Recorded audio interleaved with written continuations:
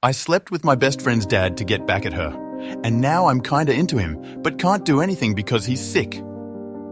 Okay, so I've been a total mess about this for months now, and I just need to get it off my chest because it's driving me up the wall. Back in the summer, I did something insane. I slept with my best friend's dad. Yep, I know, it sounds awful, and it kinda was, but I had my reasons. I did it to get back at her after she totally screwed me over, thinking it'd be this perfect little heart-take-that moment I could throw in her face later. But now I'm stuck because I actually kinda like him. Not head over heels or anything, just, I don't know. I like talking to him, being around him, and he keeps texting me, and I can't do anything about it because he's got cancer. He made me promise not to tell Sarah until he's ready to tell her himself, and I said I wouldn't, but it's killing me. She has no idea, and I'm so mad that my dumb revenge plan turned into this huge secret I'm stuck with, wanting something I can't have and feeling like an idiot for it. Me and Sarah have been best friends forever, like since we were 15 and sneaking into the back of the movie theater to watch R-rated stuff we weren't supposed to see. She's always been the wild one, loud, bold, the girl who'd convince me to skip class and hang out at the park instead, smoking stolen cigarettes from her older brother's stash. I was the quieter one, tagging along, laughing at her crazy ideas, prank calls to her exes, late-night Taco Bell runs where she'd flirt with the guy at the window until we got free fries. We'd share everything, clothes, secrets, playlists, stupid inside jokes. I'd let her crash at my place when her dad was being a jerk, and she'd listen to me whine about my dead-end jobs. First retail, folding jeans for minimum wage, then barista life, burning my hands on espresso machines. She's been there for me through everything. When my parents split, when my cat got hit by a car, and I've been there for her too, like when her mom walked out and she cried on my couch for a week. But Sarah's always had this flaky side. She'd make plans and bail last minute, ditch movie nights for some guy she just met, borrow $20 and conveniently forget to pay me back, leave me to deal with whatever mess she left behind. I'd let it slide because that's just her. You know, she's my best friend, my ride or die, and you put up with stuff like that for people you love. Over the years, it piled up. Little things, like her promising to help me move and then ghosting, or big things, like when she borrowed my car for an hour and brought it back scratched with no gas. I'd get mad, we'd fight, she'd apologize with that big grin, and I'd forgive her. That's how it worked. Then last summer, she really crossed me. We'd been planning this road trip for months, me, her, and a couple girls from college. It was going to be amazing, a week driving out west, camping under the stars, hitting beaches, just us. I was so excited, saved up $300 from my barista job, which is a lot when you're barely scraping by.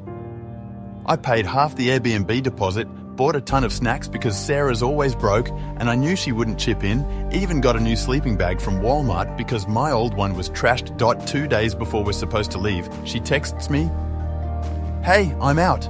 Met this guy on Tinder, staying with him instead." No sorry, no warning, just a stupid shrug emoji like it's no big deal. Left me stuck with the full bill, non-refundable of course, and a cancelled trip, while the group chat's blowing up with, "Where's Sarah?" And I'm the one making excuses for her. I called her, pissed, and she just laughed, said I'm too serious and need to chill, like I'm the jerk for being... No sorry, no warning, just a stupid shrug emoji like it's no big deal. Left me stuck with the full bill, non-refundable of course, and a cancelled trip, while the group chat's blowing up with, "Where's Sarah?" and I'm the one making excuses for her. I called her, pissed, and she just laughed, said I'm too serious and need to chill, like I'm the jerk for being upset.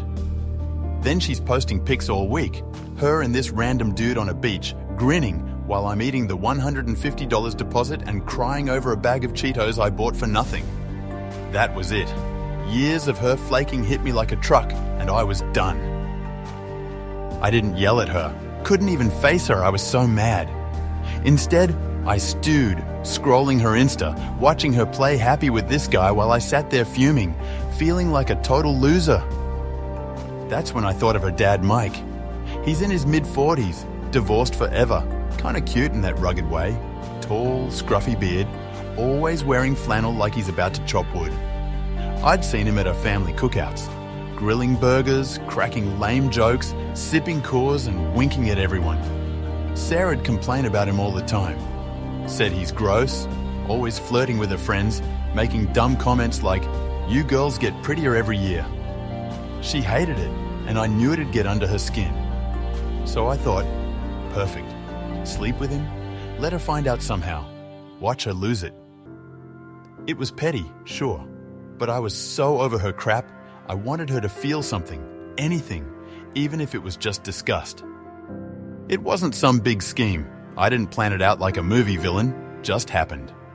One muggy August night, I'm at the gas station grabbing a slushie, still mad about Sarah, hair a mess, sweat sticking my shirt to my back, and there's Mike filling up his old pickup. I don't know what got into me, maybe the heat, maybe the sugar rush, but I walked over, leaned on his tailgate and started chatting. Said something dumb like, "Hey Mike, always wondered what you're like outside the cookouts." Flirty, obvious, testing him. He grinned, big, goofy grin, and said, "Wanna find out? Let's grab a drink." Didn't even think, just said yeah. Half hour later, we're at his place dingy bachelor pad, beer cans on the table, worn out leather couch, faint garage oil smell from his mechanic job dot. We hooked up, quick, a little awkward, but honestly not bad. He's got this rough edge, gruff voice, hands that know what they're doing, not like the fumbling guys my age. I left right after, no cuddling, no big goodbye, figured that was it, my secret weapon locked and loaded. Told my cousin Jen, she's my go-to, never spills, and she laughed her ass off, said Sarah'd freak out if she knew.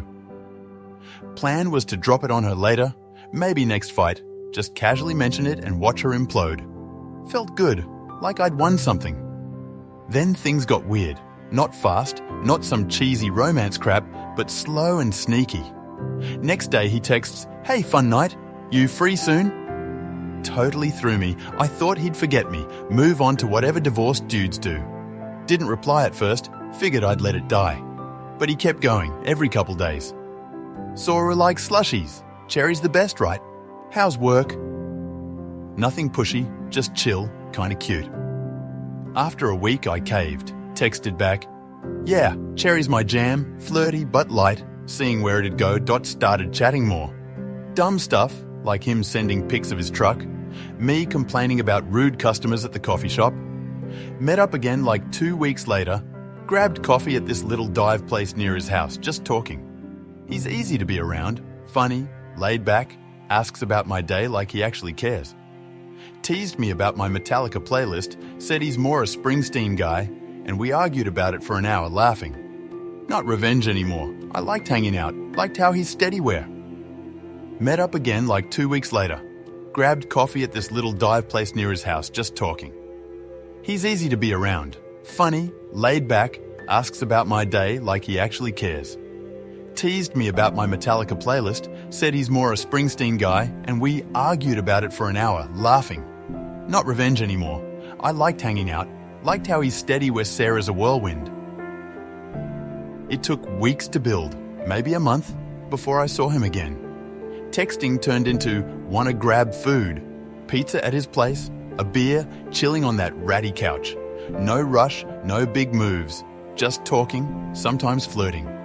He's got this vibe, rough but warm, like he's been through shit, but still cracks jokes. Attraction. Sure, he's not bad looking, and there's something about him, but it wasn't love at first sight or anything dumb like that. I'd catch myself smiling at his texts, feeling a little buzz when he'd say stuff like, "You're trouble, huh?" Then, 3 weeks ago, it flipped. We're at his place, splitting a pepperoni slice, and he gets quiet, too quiet. Says, "Look, I gotta tell her something." Voice all low, eyes on the floor. Cancer. Lungs. 6 months, maybe less. Caught me off guard. Felt like the air got sucked out. Said he hasn't told Sarah yet, doesn't know how. Asked me to keep it quiet till he figures it out. "Don't want to dump this on you," he said, "but I trust her." Looked so tired. Says, "Look, I gotta tell her something. Voice all low, eyes on the floor. Cancer, lungs, 6 months, maybe less. Caught me off guard. Felt like the air got sucked out. Said he hasn't told Sarah yet, doesn't know how. Asked me to keep it quiet till he figures it out. Don't want to dump this on you, he said, but I trust you. Looked so tired, coughing into his sleeve, and I just nodded. Promised I wouldn't tell. But it changed everything. Now I can't do anything. Can't let it go anywhere. Can't let anyone know. Sarah'd lose her mind if she found out, cancer or not. She'd scream, I betrayed her, call me every name in the book, never see how her crap pushed me here. If she knew, before he tells her he's dying, she'd hate him too. Her last months with him ruined, and I'd be the asshole who torched it. I can't do that to him, not when he's fading, hiding it behind that dumb grin. I'm stuck, texting him, sneaking coffee meetups, feeling this pull I didn't ask for. He's not clingy, sends pics of his latest oil change, asks how my shift went. But there's something there, a vibe we don't say out loud. Last week he said, timing's shit, huh, over a beer, and I just shrugged. 'Cause yeah, it is, and I hate it. Keeping this secret is a nightmare. I'm not some spy. I suck at lying. Sarah's still in my life, texts me memes, calls to vent about her job, acts like the trip never happened. Saw her at a bar last weekend, her laughing with some friends, me forcing smiles, terrified she'd see something off. She hugged me, said, missed her, bitch, and I nearly choked. Felt like I slept with her dad was written on my face. Jen's the only one who knows about the hookup. Swore her to secrecy, but she's on me to spill. Just tell her, rip the Band-Aid off, she keeps saying, but I can't, not till Mike's ready. I'm paranoid. Delete texts at work, jump when my phone buzzes, check his street for Sarah's car when I visit. She's oblivious. Posted a family BBQ soon pic on Insta yesterday. Mike in the back looking thinner, paler, and I freaked. How's she not noticing? He's dropping weight, coughing more. She's got to suspect something, right? I'm mad she's so dense while I'm stuck carrying this. I'm so pissed at her for starting it, at him for being someone I'd actually like, at myself for not walking away. I wanted to hurt her, not get caught up in her dad's life. His gravelly laugh, his dumb truck pics, his stupid cancer dot tried pulling back. Ignored him for 3 days last month, told myself it's too risky, too dumb. Felt like crap, couldn't focus, texted back when he said, you okay, worried? I know I should run. Sarah finds out, my life's over. He dies, I'm left a wreck. But I keep going back, texting, meeting, mad I can't quit. Revenge was supposed to be easy. Sleep with him, gloat, done. Now I'm waiting for him to tell her he's dying. Could be tomorrow, could be months, so I can figure out what this even is. If she catches on first, sees me at his place, spots a text, I'm dead, and it's my fault for not bailing. Every day's a mess since that promise.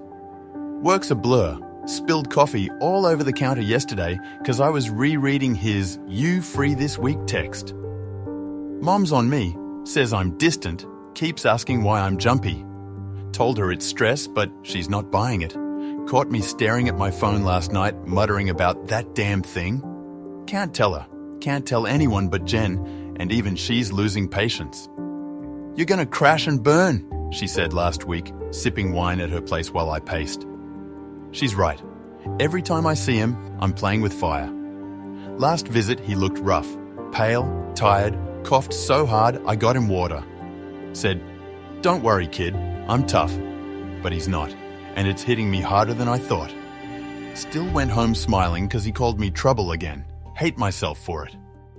Sarah's obliviousness is the worst. She's planning that BBQ like nothing's wrong, texting me about it. You coming? Dad's grilling. I lied. Said I've got a shift, but I'm dreading it anyway. What if I slip? What if she asks why I'm weird around him? She's not dumb. She'll notice eventually, right? Saw her yesterday at the grocery store. Ran into her buying chips. Her chatting about her Tinder guy like old times. I nodded, smiled, felt like a fraud. Kept glancing at my phone, half expecting Mike to text, half praying he wouldn't. She hugged me goodbye and I bolted, heart pounding, mad she's so close to the truth and doesn't see it. I keep replaying how I got here. Should have yelled at her about the trip, not done this. Mike's not some fling anymore. He's a person, someone I'd hang with even without the revenge angle. That first night, I didn't care. Now I do, and it sucks. Tried distracting myself. Went out with Jen last weekend, hit a bar, danced with some guy who bought me a drink. Kept checking my phone. Mike sent a "How's her night" text, and I ditched the guy mid-song to reply. Jen rolled her eyes, said, "You're so screwed." And I laughed, but she's right. I'm mad at Sarah for that trip, at Mike for being sick, at me for liking him when I shouldn't. Don't know what to do. Keep waiting till he tells her, hope it's soon. Cut him off, save myself the drama.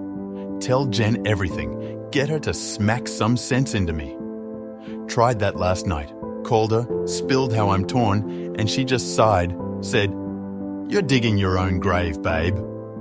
Maybe I am. Wanted Sarah to feel bad, not me to end up stuck, liking her sick dad, scared to lose him and her in one go. Tell me I'm a moron, or how to fix this. I'm mad, lost, and it's all a giant freaking mess. So let me get this straight.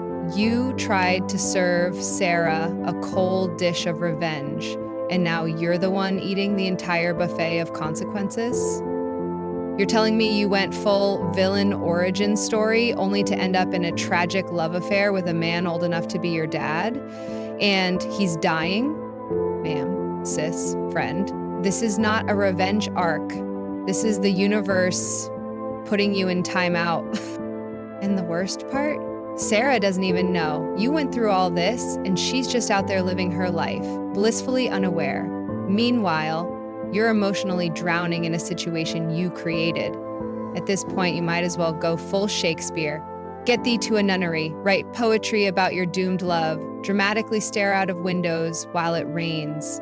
But most importantly, learn from this. Because if you ever try revenge again, I promise you, karma will make sure it's even messier next time. Not you turning your life into a full Shakespearean tragedy. You started as the villain and somehow became the tragic hero. What's next? A dramatic monologue in the rain? I don't think this is really about Sarah anymore. It started as revenge, but somewhere along the way, this became about you. Your grief, your loneliness, maybe even your need to feel seen and valued. You were hurt by Sarah's actions, and instead of processing that pain in a healthy way, you turned it into a power play. But now the power dynamic has flipped. You're emotionally invested, and you're the one who stands to get hurt. Losing someone to illness is brutal, no matter the circumstances.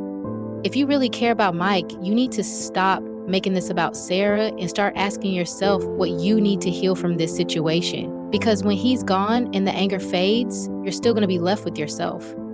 You wanted to get back at Sarah, and instead you got backhanded by life. Honey, this is what we call a cosmic smackdown. You played with fire, and now your heart is the one burning.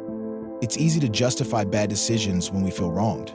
You convince yourself this was justice, but deep down you knew it wasn't. Revenge doesn't heal, it poisons. And look at you now, caught up in grief for a man you never meant to love, unable to even process it properly because of all the secrecy.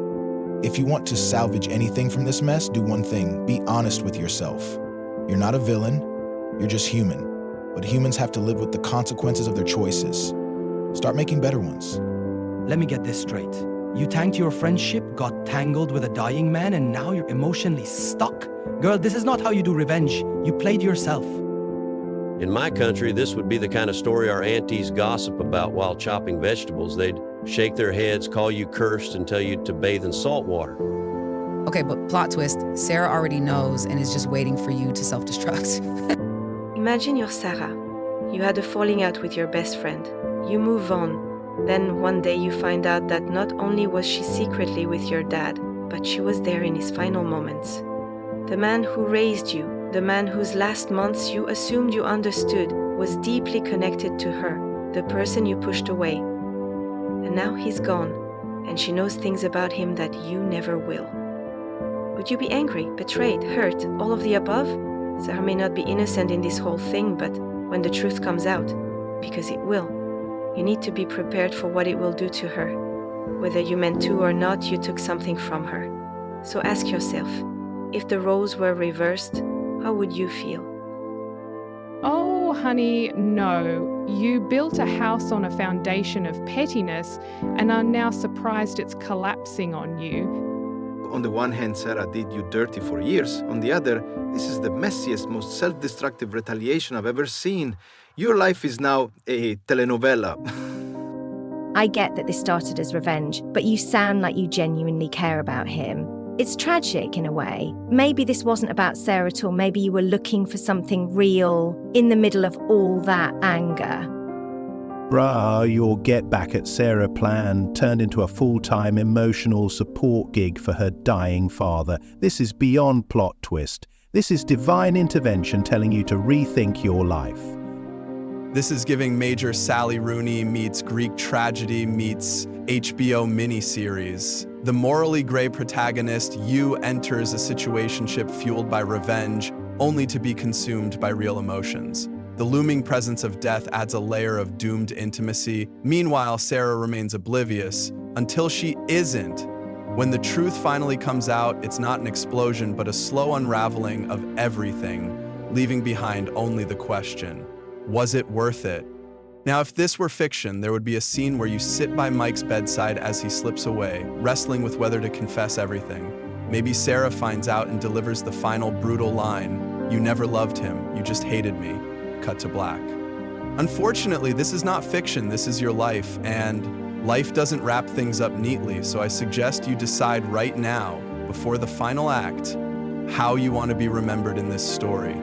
Imagine Sarah's POV. She ditches a road trip, lives her life, and then bam! She finds out her best friend has been sneaking around with her dad while he's dying. The betrayal, the drama, the chaos.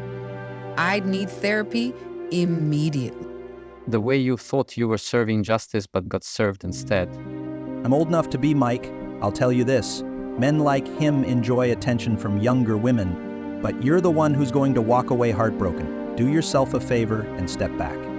In my culture, elders are respected, but relationships like this, they come with serious baggage. If this happened in my family, it wouldn't even be about Sarah anymore. This would be about how the entire community sees you. You wouldn't just be the girl who slept with her best friend's dad. You'd be whispered about at every family gathering for years. But beyond the judgment, there's also a deeper layer here, duty. You stepped into Mike's life for one reason and found yourself taking care of him in his final days. That's not nothing. In many ways, you've become a caretaker, whether you intended to or not, and with that comes responsibility. If you truly care for him, forget about Sarah. Ask yourself what he needs from you now. You may have started this for the wrong reasons, but how you end it, that's still in your hands. It feels bad for you, but you literally did this to yourself. If you wanted revenge, just block her and move on. Now, you're about to be traumatized for life. This given measure, Sally Rooney meets Greek tragedy meets HBO miniseries. The morally gray protagonist, you, enters a situationship fueled by revenge, only to be consumed by real emotions. The looming presence of death adds a layer of doomed intimacy. Meanwhile, Sarah remains oblivious until she isn't. When the truth finally comes out, it's not an explosion, but a slow unraveling of everything, leaving behind only the question, was it worth it? Now, if this were fiction, there would be a scene where you sit by Mike's bedside as he slips away, wrestling with whether to confess everything. Maybe Sarah finds out and delivers the final, brutal line, "You never loved him, you just hated me." Cut to black. Unfortunately, this is not fiction, this is your life, and life doesn't wrap things up neatly, so I suggest you decide right now, before the final act, how you want to be remembered in this story. You set fire to the bridge, but forgot you still had to walk across it. Now, you're standing in the ashes, wondering why it's hot. Nobody wins in this scenario. Not you, not Sarah, not Mike, and certainly not your mental health. Walk away while you still have some dignity left. I want to judge, but I once stayed with a guy I hated out of spite. Bad choices make great stories, but terrible realities. Good luck, dude.